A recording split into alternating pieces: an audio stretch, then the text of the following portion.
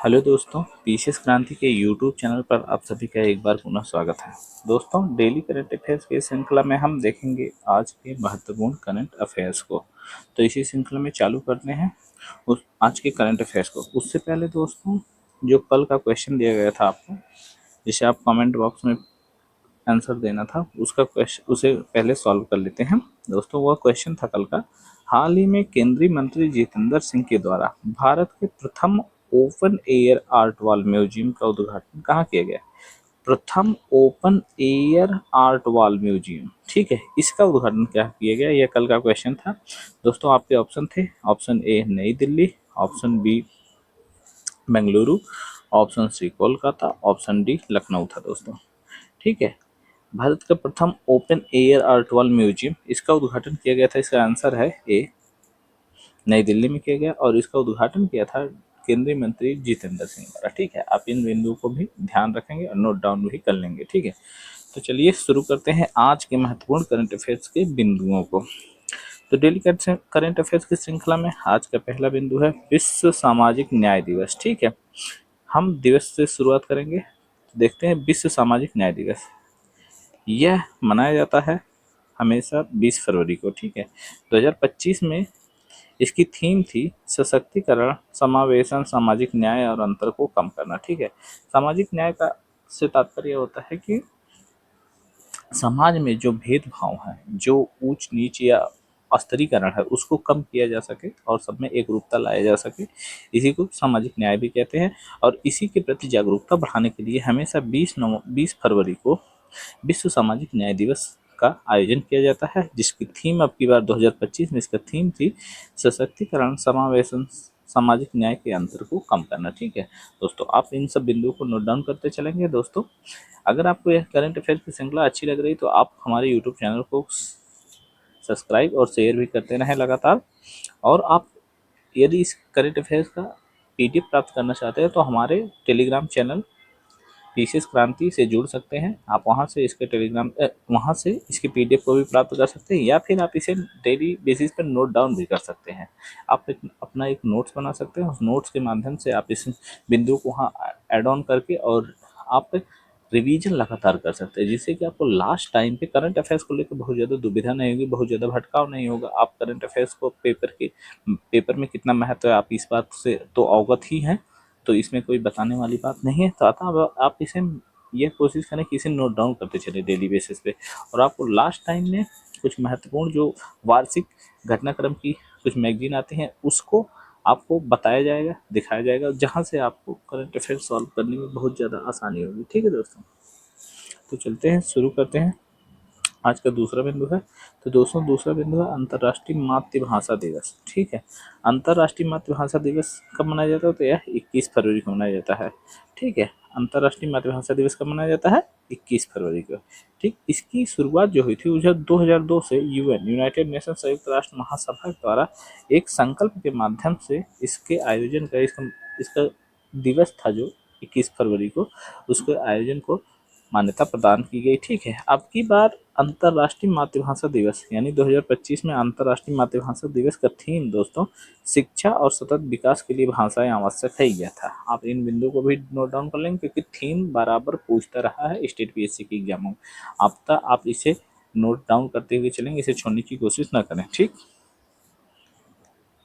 तो चलते हैं आज के अपने अगले बिंदु की तरफ, ग्रीन शिपिंग कॉन्क्लेव 2025। ठीक है, ग्रीन शिपिंग का मतलब यही हुआ कि जो शिप वगैरह जो बंदरगाहों से जो जहाज़ों का आवागमन होता है लगातार, वहाँ पे ऐसी प्रक्रिया का अनुपालन किया जाए जहाँ से कि पर्यावरण के लिए हानिकारक वस्तुओं का उत्पादन ना हो और पर्यावरण के अनुकूल प्रक्रियाओं का संचालन किया जाए। ठीक है, तो इसीलिए इसी के प्रति जागरूकता बढ़ाने के लिए ग्रीन शिपिंग कॉन्क्लेव का 2025 का आयोजन किया गया। ठीक है, तो अब इस ग्रीन शिपिंग कॉन्क्लेव 2025 से संबंधित महत्वपूर्ण तथ्यों को हम देखेंगे। दोस्तों, इसका आयोजन किया गया मुंबई में। ठीक, पहला बिंदु है इसका जो कि महत्वपूर्ण है। और फिर इसका आयोजन करता है केंद्रीय बंदरगाह जहाजरानी व जलमार्ग मंत्रालय। ठीक है, क्या है इसका आयोजन कहाँ किया गया है? तो इसका आयोजन हुआ है मुंबई में। और आयोजन करता कौन है? तो केंद्रीय बंदरगाह जहाजरानी और जलमार्ग मंत्रालय। ठीक, और इसका उद्घाटन किया है केंद्रीय बंदरगाह जहाजरानी और जलमार्ग राज्य मंत्री शांतनु ठाकुर द्वारा। ठीक है दोस्तों, तो ये सब बिंदु हैं, आप इन सबको नोट डाउन कर लेंगे और देखते भी रहेंगे। ठीक है, अन्न भाग्य योजना दोस्तों, ये अगला बिंदु हमारा अन्न भाग्य योजना। ठीक है दोस्तों, इसे कर्नाटक सरकार द्वारा चालू किया गया है। अन्न भाग्य योजना, जैसे कि आप नाम से भी जान रहे हैं कि इसमें कुछ अन्न का वितरण इस तरीके से कुछ किया जा रहा है, अनाजों का वितरण इस टाइप से कुछ किया जा रहा है। तो उसी संदर्भ में इस योजना का शुभारंभ केंद्र सरकार द्वारा किया गया, हम सॉरी कर्नाटक सरकार द्वारा किया गया। दोस्तों, केंद्र सरकार की जो अंत्योदय योजना थी, अंत्योदय योजना के अतिरिक्त कर्नाटक सरकार ने क्या किया? 5 केजी अतिरिक्त चावल का वितरण कर्नाटक के मूल निवासियों का, कर्नाटक के निवासियों को दिया जाएगा। ठीक है, तो यह है अन्य भाग्य योजना जो है उसकी शुरुआत करी है कर्नाटक सरकार ने। ठीक है, आप इस बिंदु को नोट डाउन कर लेंगे। ठीक, अब चलते हैं अगले बिंदु की तरफ। दोस्तों, ओपेक प्लस चर्चा में है, क्या रीजन है तो उसे देखते हैं।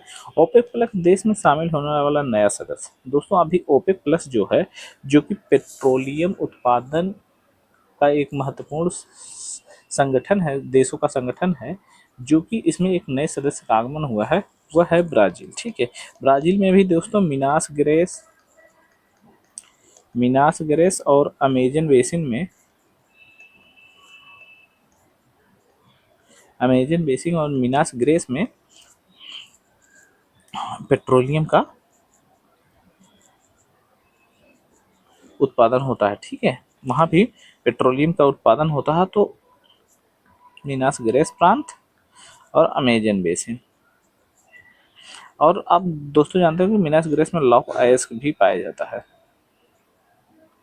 ठीक है, वहां पे तो यह क्या है कि ओपेक प्लस देश में अब ब्राजील भी शामिल हो गया। ठीक है, तो अब पहले तो ओपेक के बारे में जानकारी लेते हैं, फिर ओपेक प्लस के बारे में जानकारी लेते हैं। दोस्तों, ओपेक की जो स्थापना हुई है वह हुई है 1960 में बगदाद, इराक की राजधानी है जो बगदाद, वहां पर ओपेक प्लस की स्थापना हुई है, जिसमें संस्थापक सदस्य जो थे इराक था, ईरान, इराक, कुवैत, सऊदी अरब और वेनेजुएला, इन 5 देशों ने मिलकर क्या बोलते हैं कि ओपेक की शुरुआत की थी। वर्तमान में इसमें लगभग 12 सदस्य हैं। ठीक है, 12 सदस्य हैं, और यह वैश्विक तेल उत्पादन के लगभग 35% की हिस्सेदारी था। वैश्विक तेल उत्पादन में लगभग इन ओपेक की सदस्यों की संख्या की भागीदारी जो होती है वो लगभग 35% तक होती है। तो दोस्तों, अब ओपेक प्लस ये थे ओपेक की जानकारी। अब देखेंगे ओपेक प्लस। ओपेक प्लस दोस्तों 2016 में हुआ था, और इस ओपेक प्लस में गैर ओपेक सदस्य हैं जो कि पेट्रोलियम का उत्पादन करते हैं। यानी कि 2016 में रूस सहित दुनिया के 10 प्रमुख गैर ओपेक, यानी जो कि ओपेक के सदस्य नहीं थे, वो तेल निर्यातकों में से के साथ ओपेक प्लस का गठन किया गया। ठीक है, 2016 में रूस सहित दुनिया के 10 प्रमुख गैर ओपेक तेल निर्यातकों के साथ ओपेक प्लस का गठन किया गया। ठीक है, आप इन सबको देख लेंगे। तो वर्तमान में अभी 10 सदस्य हैं, लेकिन अब एक और जुड़ गया तो 11 हो जाएंगे। तो उन सदस्यों के नाम भी आपको जानना जरूरी है कि दोस्तों, एक रूस है, अजरबैजान है, कजाकिस्तान है, बहरीन है, ब्रुनेई है, मलेशिया है, मैक्सिको भी है, ओमान भी है, दक्षिणी सूडान और सूडान। आप इन देशों के नाम भी याद रखेंगे ओपेक प्लस के। ठीक है, क्योंकि ये कभी भी क्वेश्चन में बना के पूछा जा सकता है कि निम्नलिखित में से कौन सा ओपेक प्लस देशों में नहीं आता। ठीक है, तो आप इन सब बिंदुओं को अच्छे तरीके से नोट डाउन भी कर लेंगे और देखते भी रहेंगे लगातार। ठीक है, आप चलते हैं आज के दूसरे करंट अफेयर्स की तरफ, तो दूसरे करंट अफेयर्स के बिंदु की तरफ। तो यह है जी सफल योजना। गुजरात सरकार द्वारा यह जी सफल योजना शुरू की गई। ठीक है, पहला बिंदु है, सबसे महत्वपूर्ण बिंदु है कि जी सफल योजना कहाँ शुरू की गई, तो यह गुजरात सरकार के द्वारा शुरू की गई। ठीक, आप इस बिंदु को नोट डाउन कर लेंगे, और इसका उद्देश्य क्या है उस बिंदु को हम देख लेते हैं। दोस्तों, जी सफल योजना क्या है, तो गुजरात सरकार जो वहाँ की वंचित महिलाएं हैं उनको सामाजिक और आर्थिक उत्थान करने के लिए इस जी सफल योजना का संचालन किया जा रहा है। ठीक है, इसमें उन्हें आर्थिक रूप से कुछ सहायता और सामाजिक न्याय के रूप में कुछ उत्थान करने के प्रयास में गुजरात सरकार इसमें उन्हें सशक्त बनाने का प्रयास करेगा, और गुजरात सरकार इसमें कुछ उन्हें सहायता प्रदान करेगा। ठीक है, इसलिए गुजरात सरकार ने क्या किया है, वहाँ जी सफल योजना का शुभारंभ किया है। ठीक है, आप इन बिंदु को नोट डाउन कर लेंगे। ठीक है, अब चलते हैं अपने अगले करंट अफेयर्स की तरफ। ठीक है दोस्तों, यह है कि राज्य जल मंत्रियों का अखिल भारतीय सम्मेलन। ठीक है, इससे संबंधित महत्वपूर्ण तथ्यों को देखेंगे हम कि राज्य जल मंत्रियों का अखिल भारतीय सम्मेलन, इसका संस्करण देख लेते हैं। तो दोस्तों इसका संस्करण है दूसरा या। ठीक है, इसका आयोजन कहाँ किया गया? तो इसका आयोजन किया गया है उदयपुर राजस्थान में। ठीक है, राज्य जल मंत्रियों का अखिल भारतीय सम्मेलन का यह दूसरा संस्करण है। इसका आयोजन राजस्थान में किया गया। दोस्तों एकदम टू दी पॉइंट आपको बताया जा रहा है, बहुत ज़्यादा इधर उधर करने की। जो क्वेश्चन करंट अफेयर्स में और पेपर में बनते हैं वही पॉइंट को ही आपको केवल बताया जा रहा है। इधर उधर की बातें बहुत ज़्यादा आवश्यक नहीं भी है, वहाँ आप ध्यान नहीं देंगे तब भी चलेगा। ठीक है, तो इसका संस्करण देखा तो इसका संस्करण है दूसरा और आयोजन किया है उदयपुर राजस्थान में। ठीक है, और इसकी थीम है दोस्तों India at the rate 2047, India at the rate 2047 एक जल सुरक्षित राष्ट्र। ठीक है, यह इसका थीम है। थीम भी आप याद रखेंगे क्योंकि थीम से क्वेश्चन बनाया जा सकता है। ठीक है, अब उद्देश्य देखते हैं कि राज्य जल मंत्रालय का अखिल भारतीय सम्मेलन का जो उद्देश्य हुआ क्या है कि जल प्रबंधन के मुद्दों को हल करना। यानी कि हम देखते हैं कि जल प्रबंधन संबंधित तमाम विवाद राज्यों के बीच में होते रहते हैं और सॉरी, इन मुद्दों को सॉल्व करने के लिए ही इस सम्मेलन का आयोजन किया गया है। दोस्तों एक बिंदु और भी ध्यान रखेंगे कि प्रथम सम्मेलन जो था वह भोपाल मध्य प्रदेश में हुआ था। आप इस बिंदु को भी नोट डाउन कर सकते हैं। ठीक है, अब चलते हैं अपने अगले बिंदु की तरफ। दोस्तों अरावली सफारी पार्क परियोजना। ठीक है, इसके बारे में देख लेते हैं दोस्तों।